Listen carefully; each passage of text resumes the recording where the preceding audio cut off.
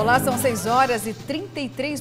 Voltamos com o programa Notícias de Frente. Mais uma vez agora eu vou chamar a participação ao vivo do repórter Antônio Carlos Silva, que vai trazer para a gente um outro assunto bastante polêmico lá na Assembleia Legislativa, que é a tal da criação, que não acontece, né, do Conselho LGBTQIA+. Já temos o Antônio aí para explicar para a gente. Antônio, o que foi que aconteceu dessa vez? Ainda não teve a criação do conselho, é mais uma manobra. O que foi deliberado aí, Antônio? Explica pra gente por que travou de novo.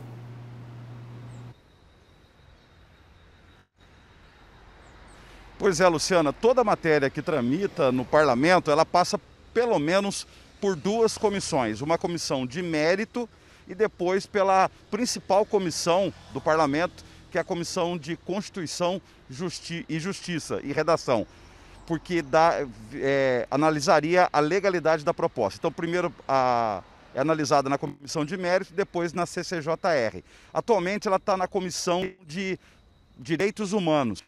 E o que é a Comissão de Direitos Humanos? Está ouvindo gestores da CETASC, que é a Secretaria de Estado de Trabalho, Assistência Social e Cidadania do governo de Mato Grosso, para saber detalhes de como vai funcionar este conselho, se ele vai gerar gastos ou não para o governo. Lembrando que essa proposta é de autoria do Poder Executivo Estadual. Inicialmente a proposta teve um pedido de arquivamento na casa, depois foi desarquivada e agora está em tramitação. Lembrando que ontem teve uma reunião da Comissão de Direitos Humanos.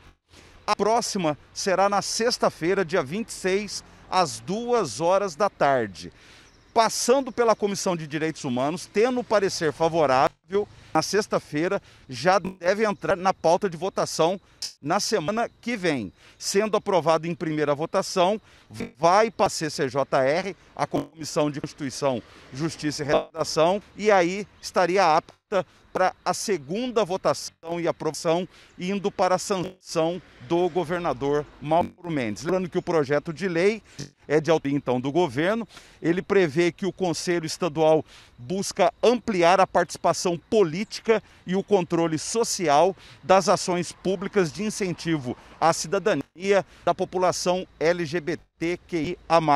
O Conselho terá 20 representantes, sendo 10 representando poderes públicos e 10 a sociedade civil. A proposta tramita com dispensa de pauta aqui na casa. Isso quer dizer o quê? Que, em princípio, ela deve ser analisada com agilidade. Luciana, Kleber, Daniel, e a você acompanha a Notícia de Frente. Um bom dia. Um bom dia para você, obrigada pela sua participação, viu, Antônio? Antônio trazendo então para a gente os detalhes, aí o porquê que não foi dessa vez ainda a criação do Conselho LGBTQIA+. É até importante a gente ressaltar aqui que houve uma sabatina, né, com a secretária adjunta de Programas e Projetos Especiais e Atenção à Família do Governo, que é a Salete Morokoski. Um sobrenome difícil, mas é isso mesmo. Saiu bem. Morokoski. Isso, Morokoski. A Salete, então, explicou, ela foi sabatinada, o deputado fez mais de 30 perguntas, e aí, a princípio, o clima era de que, ok, todos os questionamentos foram respondidos, entendemos agora o que significa a criação desse conselho, as despesas, se tem, se não tem, o local, enfim, as deliberações. Mas aí o deputado disse o seguinte: preciso analisar melhor, tenho dúvidas ainda. E aí acabou, Sebastião? Né? O Sebastião Rezende, exatamente, que é o presidente do conselho, e aí pegou, de certa forma, até de surpresa, mas como assim, né? Depois de uma sabatina como essa, todas as lacunas aí foram preenchidas e ainda é preciso mais tempo. Para que esse tempo? Além disso, Luciana, ele, além de pedir mais tempo para analisar, ele marcou mais uma oitiva, não é uma oitiva, né? Ele vai ouvir mais uma pessoa da CETASC na próxima segunda-feira, né? E com isso fica claro realmente que essa pauta tem uma resistência muito grande do parlamento e que pode estar havendo essa estratégia de ir empurrando um pouquinho mais, uma semana mais, até chegar próximo do final do ano e essa questão ser batido o martelo ou não só o ano que vem, né? Então tá bem claro isso. Ontem, na sessão da comissão, o deputado Gilberto Catani também chegou a questionar se entre esses 20 membros, quantos vão ter de pessoas que pensam de forma contrária, né?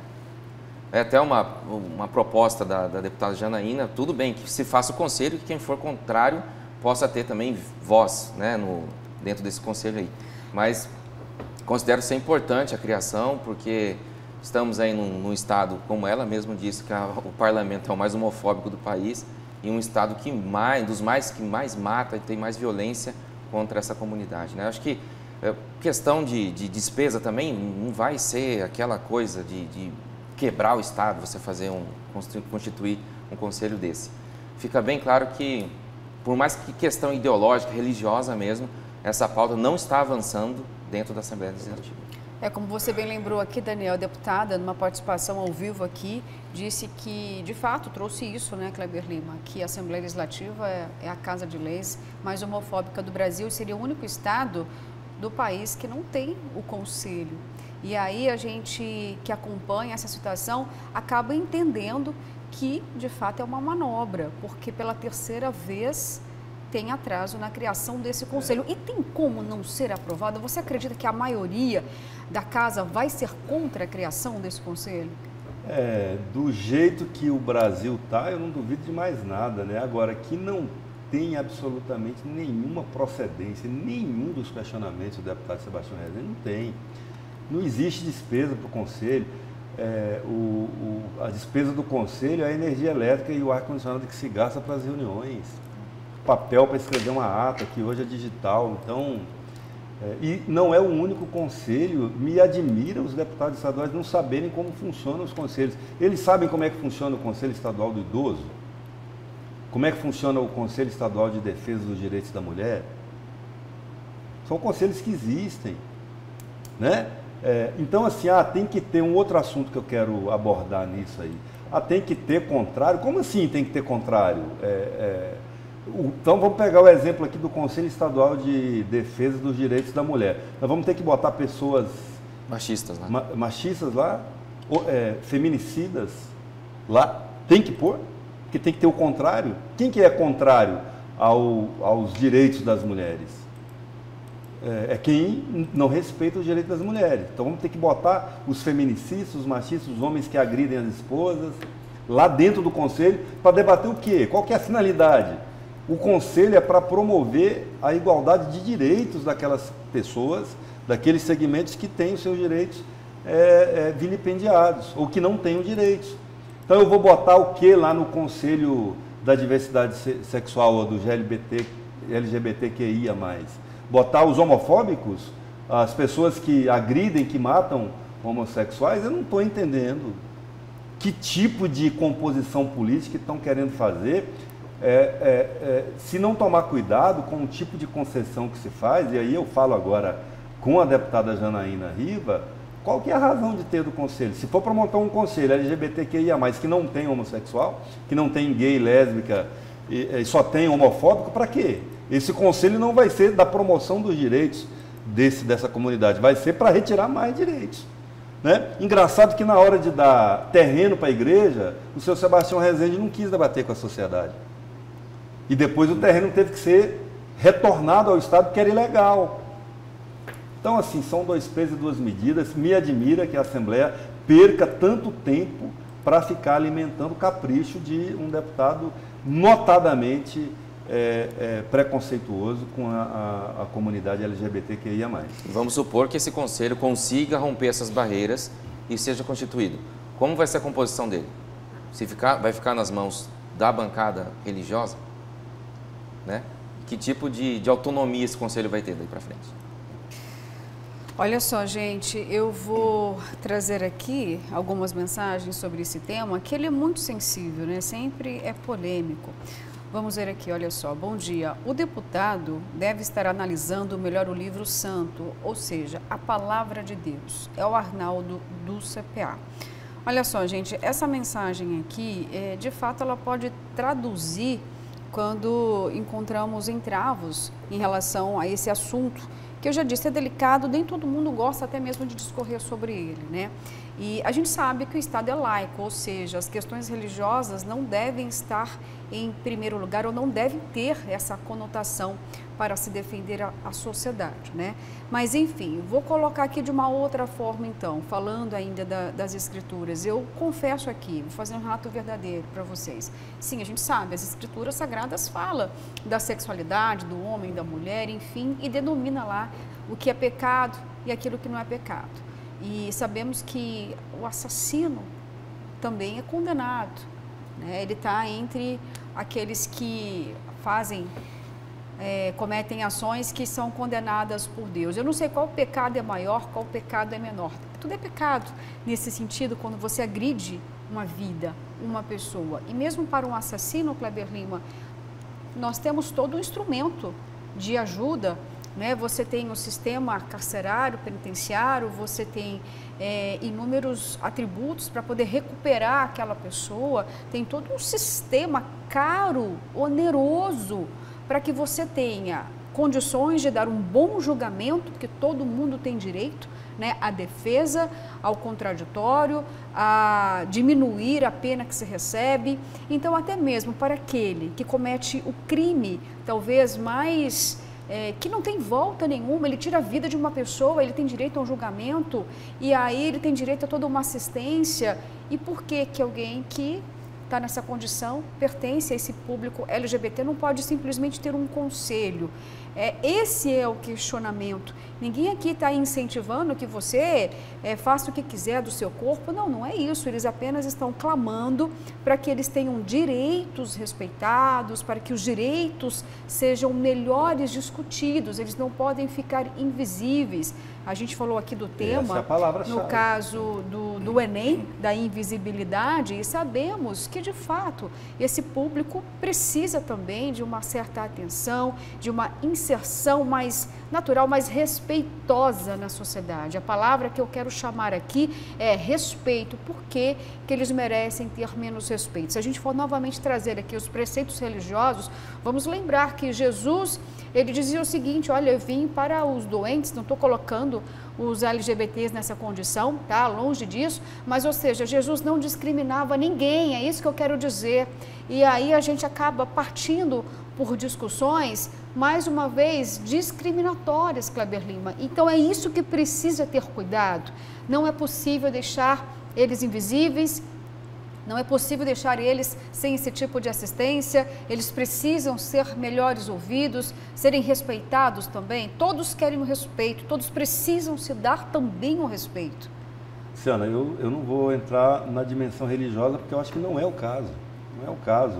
O deputado não deveria trazer a igreja dele para dentro da Assembleia. Ele tem igreja, ele é pastor, vai lá pregar as crenças dele lá na igreja dele. Eles têm missa na televisão, rede social, mas lá, como na Assembleia, é lugar da atuação do deputado.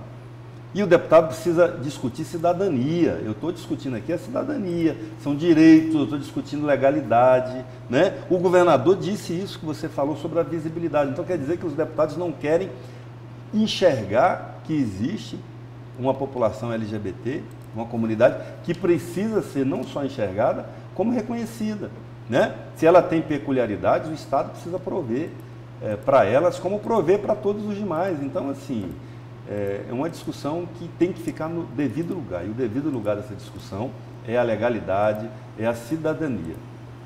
Existe essa demanda realmente por parte da comunidade LGBTQIA+, porque o Brasil é um dos países que mais discriminam também essa comunidade. Diariamente eles passam por isso, né? Então, aqui em Mato Grosso não é diferente. É preciso esse conselho para que se discuta a criação dessas políticas públicas, justamente para isso, para garantir a cidadania a essas pessoas, que isso não está acontecendo, está sendo negligenciado, inclusive. Tá certo, gente. Olha, muitas mensagens nesse momento. Estou tentando aqui ler alguma para trazer aqui para você, porque você participou aqui. Mas daqui a pouquinho eu vou separar e vou trazer mensagens a respeito desse assunto, tá? Porque agora vamos falar também sobre aquele dilema da Secretaria de Saúde. Lembra daquele processo seletivo que o deputado Lúdio Cabral e também o Cisma vieram a público e disseram o seguinte: olha, o governo tem que abrir novamente processo seletivo para a saúde, porque foi um tempo recorde aí para que as pessoas pudessem participar, fazer sua inscrição. Pois bem, vamos ver então os desdobramentos de toda esta polêmica. Roda aí o VT.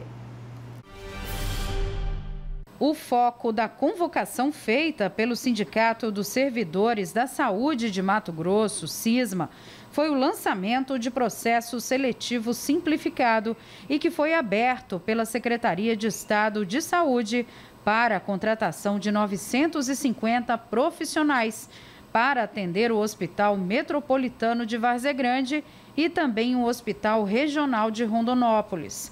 Logo no início da reunião, o Conselho Estadual de Saúde, chamado para presidir o encontro, disse que não havia quórum para a realização da reunião.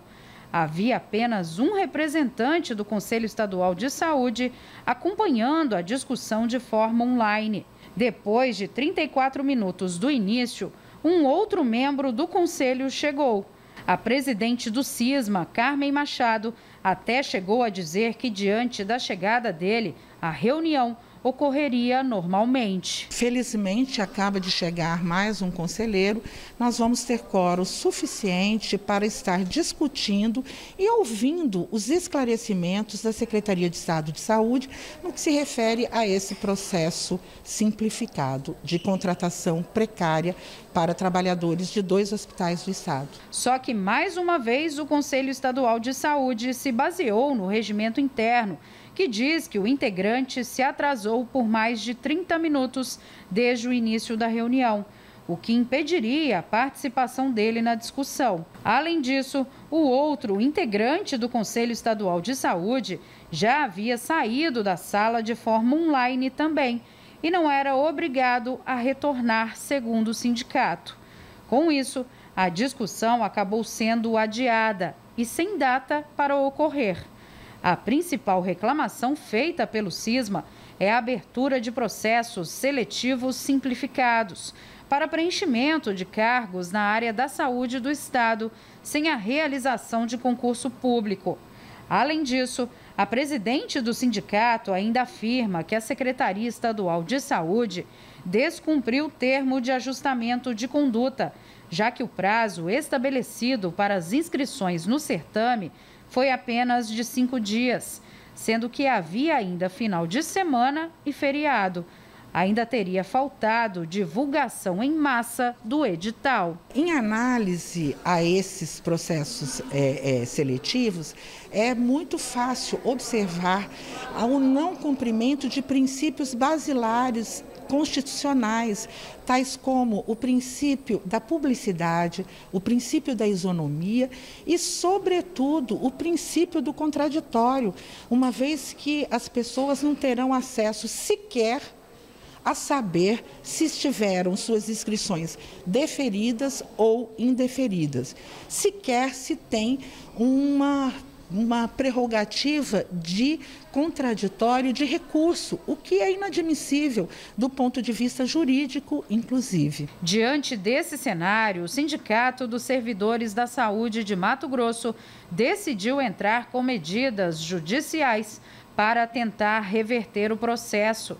E assim, foi enviado ofício ao Ministério Público Estadual e à Assembleia Legislativa, com o objetivo de anular a contratação dos profissionais e a realização de um novo concurso. Nós encaminhamos não só para a Assembleia Legislativa, como ao Ministério Público, mas também tomamos medidas jurídicas, uma vez que os processos seletivos, eles apresentam erros que são insanáveis e que precisam, nesse sentido, serem apreciados pelo Poder Judiciário. O correto, nesse momento, seria realmente promover um concurso público. Na impossibilidade de um concurso público, é preciso que seja feito um processo seletivo que realmente cumpra os preceitos legais que são postos. Nós não estamos inventando absolutamente nada. Nós precisamos que a administração pública siga a sua regra, a regra da formalidade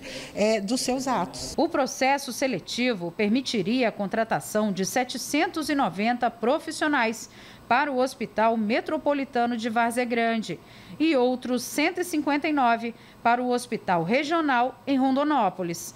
Os candidatos deveriam enviar currículo, que seriam analisados entre os dias 17 e 22 de novembro. E só depois disso, o resultado seria divulgado. Segundo o Sindicato dos Servidores da Saúde, o Estado não faz concurso público para preenchimento de vagas na pasta há pelo menos 20 anos. Mato Grosso, ainda segundo o CISMA, conta com cerca de 4.000 servidores.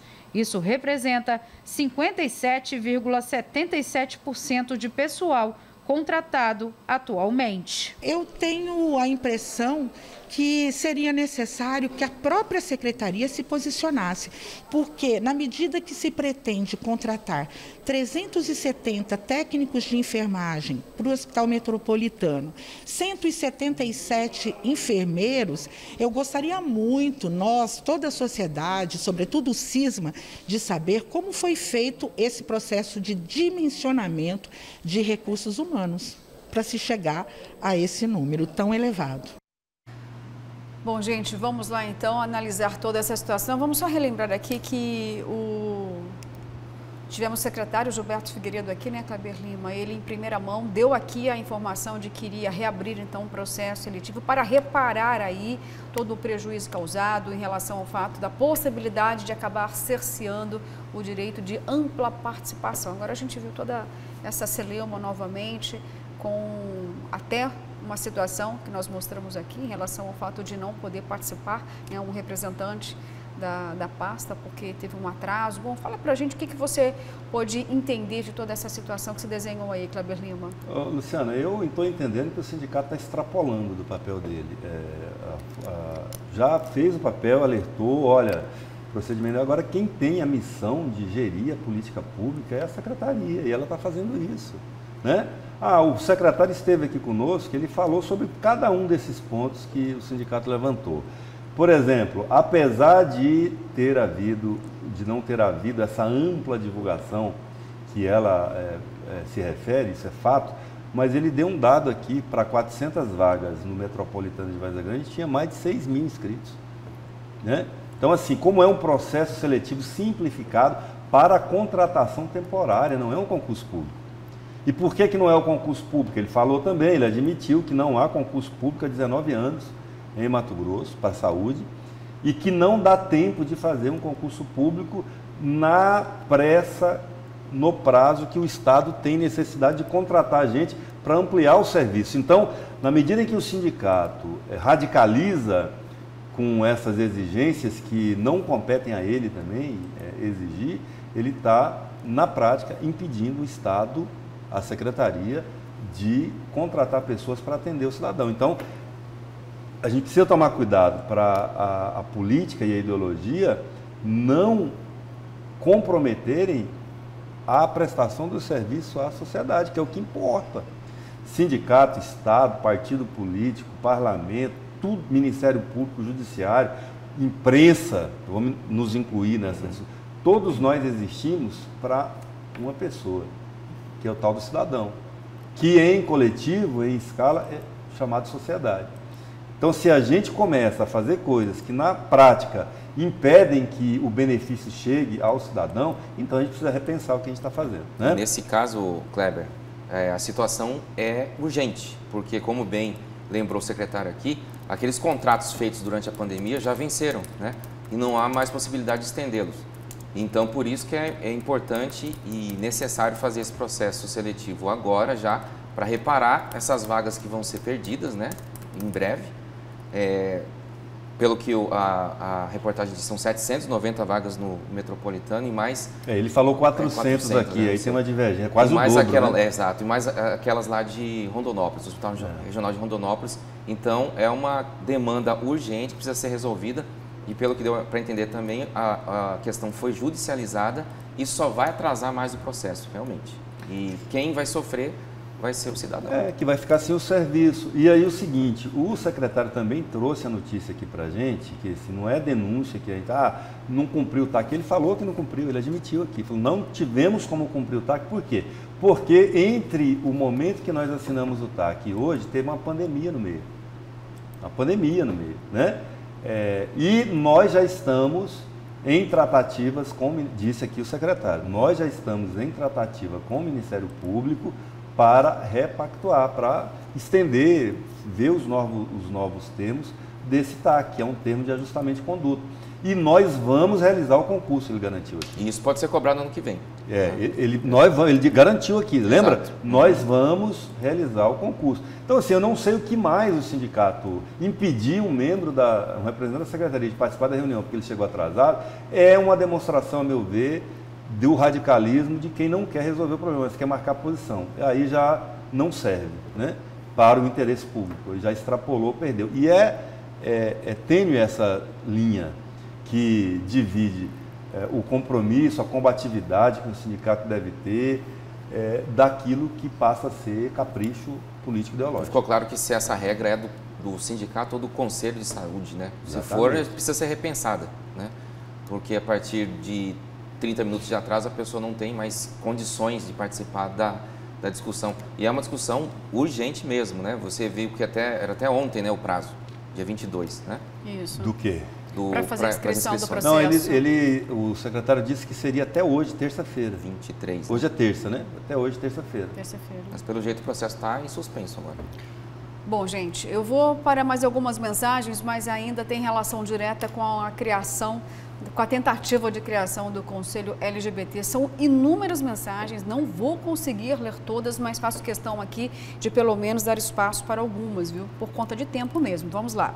Olha, Jesus não discriminou nenhum ser humano, amou a todos, só não aceitava o pecado deles. É aquilo que a gente acabou pontuando até aqui, né? Que Jesus amava todos, menos o pecado, né? Em cada um deles, mas sabe que toda a humanidade é pecadora, né? Não tem nenhum perfeito. Sim. Respeito é dever. Agora, concordar com os deputados, tem todo o direito de concordar ou não. Ou seja, o deputado não é obrigado a aceitar tudo que entra lá na casa. É isso que ele está querendo dizer. O deputado também tem essa prerrogativa de concordar ou discordar. Bom dia, bancada. Não deve comparar igreja com gay. Igreja resgata almas. E os gays, o que resgatam? Bom dia. Qual a diferença minha ser humano heterossexual para uma pessoa LGBT? Qual o direito que eu tenho como pessoa que responde não ter direito? Dá para a gente pontuar aqui alguns direitos, o Daniel, com todo respeito Kleber, ao telespectador, você, por ser heterossexual, você não é discriminado na rua, no restaurante, no shopping. Essas pessoas são. Uma vaga de emprego, por exemplo, também, que existe não sofre agressão, não é morto. Não é morto, exato. Então, tanto de situações, né? Tantas situações. Vamos lá. Bom dia. A maior discriminação são deles mesmos. Cercear posicionamentos não é democrático, ditadura de minorias, é o Marcelo Ferreira. Ele diz um pouquinho mais aqui em cima, olha só, o povo elege seus representantes para defender suas bandeiras. Gente, não se deve misturar a palavra de Deus com política. Eu sou evangélica e sei que a comunidade LGBT precisa sim ter seus direitos resguardados. Esses deputados daqui são uma vergonha. Todos merecem respeito, inclusive os LGBTs, que são tão marginalizados e sofrem tanto preconceito. Elaine, olha só, gente. Obrigada, viu, Elaine, pela sua mensagem. Você disse aqui que é evangélica e que entende as demandas desta comunidade, que todos merecem respeito. Obrigada, viu, pela sua ponderação aqui. Um absurdo esse conselho LGBT, mais uma cabine de emprego. Bom dia, mas homofóbico. Isso é desinformação, Luciana. Pois é, não, a gente vai. Vamos lá. Desinformação, não existe emprego. Não vai empregar ninguém. Não existe salário. Estão dizendo aqui, Kleber, que os conselhos geram custos de 30 milhões. De onde veio essa informação? Isso é da cabeça doentia de alguém. Isso é fake news. Pois fake news. Não é verdade. Não dá para respaldar, então, a questão orçamentária, porque não é um impeditivo, não tem custo nenhum. Não tem custo. E a própria secretária ontem disse que a sede do conselho seria na própria secretaria, ou seja, tem espaço para isso, é uma sala. É uma sala lá que todos os conselhos vão ali, se reúnem ali. Não tem custo nem mesmo de estrutura física. Não tem salário, não tem jeton, não tem nada. Não tem nada. Jeton, Luciana, eu estou querendo sugerir aqui que a gente possa trazer no programa essa semana, estou sugerindo aqui no ar a nossa editoria, que a gente possa trazer o deputado Sebastião Rezende para ouvi-lo, né? Ele quer tanto falar, vamos ouvi-lo aqui, vamos interrogá-lo, entrevistá-lo, melhor dizendo, né? Desculpa, entrevistá-lo. E também trazer o Clóvis Arantes, que é o representante da comunidade LGBTQIA+, para que ele também possa expor aqui a necessidade que eles têm. Eu acho que fica mais legal. É uma prestação de serviços assim. Até para a gente esclarecer muito esses pontos, para a gente dar aos nossos telespectadores. Com certeza, porque olha só, gente, infelizmente não vou conseguir ler todas as outras mensagens não, mas deu para entender também, né, a opinião dividida da população. É importante ver a manifestação do telespectador para a gente ter a dimensão de como isso está chegando até eles, né? Todas essas informações a respeito do conselho, né? Que de repente alguém, como diz o Cleber, lança uma mentira sobre vai gastar 30 milhões, tudo. Não vai sair isso não. Realmente, até porque acho que é importante a gente discutir melhor esse assunto, entrevistar quem tem que entrevistar, para poder esclarecer para o público. Exatamente, informar e não desinformar. As desinformações. É isso aí. O próprio, assim, eu estou citando o deputado Sebastião Rezende, eu não tenho absolutamente nada contra ele, até tenho uma boa relação com ele, uma pessoa que eu conheço, que eu convivo, já entrevistei inúmeras vezes, é uma pessoa assim, inclusive, de fino trato, pessoa educada, mas é uma pessoa equivocada em relação a determinados assuntos. Neste assunto em particular, ele que propôs essa abordagem do custo. E aí ontem levou a secretária lá para perguntar disso, de custo. Aí cria esse ânimo, né, distorcido em relação a custo. Não existe custo financeiro para funcionamento dos conselhos. Tem conselho de combate às drogas, tem inúmeros conselhos em Mato Grosso, né? E esse é mais um conceito importante. A gente já falou disso aqui semana passada, sobre qual é o conceito de minoria, né, sociológica. Exato. Então é daquelas pessoas que não são vistas, que não têm seus direitos respeitados ou que não têm direito. Então os conselhos existem para debater essas peculiaridades, formulação de políticas públicas, de legislação, etc. Só isso. Muito bem pontuado, Daniel e Kleber Lima, mas agora, gente, são 7h05, vou para um rápido intervalo, mas voltamos daqui a pouquinho. Imagens da Avenida Miguel Sutil, olha só, o trânsito tá pesado aí. Para esse trecho. É o quê? Que é liberação da faixa da direita para quem está no sentido... Quem está subindo? Sentido Várzea Grande, é isso? Não, no sentido contrário. Para quem está no sentido do Big Lar ali para o Despraiado. Porque é uma faixa da direita, ali é que trava no sentido que está indo, né? Não, agora nesse que está vindo para cá, só a trincheira mesmo. Tá certo, Kleber.